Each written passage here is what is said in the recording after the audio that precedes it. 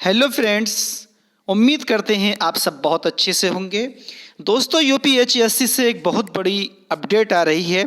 यूपीएचईएससी ने 28 नवंबर 2021 को होने वाले एग्ज़ाम के लिए एडमिट कार्ड रिलीज़ कर दिए हैं। अगर आपने यूपीएचईएससी का असिस्टेंट प्रोफेसर के लिए एग्ज़ाम फॉर्म भरा है और आपका एग्ज़ाम थर्ड फेज़ यानी 28 नवंबर 2021 को है, तो आप यूपीएचईएससी की साइट पर जाकर वहां से अपने अपने एडमिट कार्ड डाउनलोड कर सकते हैं। इन एडमिट कार्ड के डाउनलोड होने के लिए अभी ऑफिशियल नोटिफिकेशन अपलोड हो रहा है, वो अभी साइट पर अपलोड नहीं हुआ है। अलबत्ता उस पर एडमिट कार्ड अपलोड कर दिए गए हैं।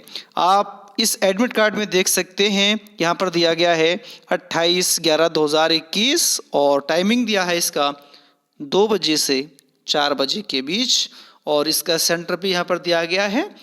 तो दोस्तों, अगर आपने ये फॉर्म भरा है और आपका एग्ज़ाम 28 नवंबर 2021 को है, तो आप साइट से जा कर के अपने अपने एडमिट कार्ड डाउनलोड कर लीजिए।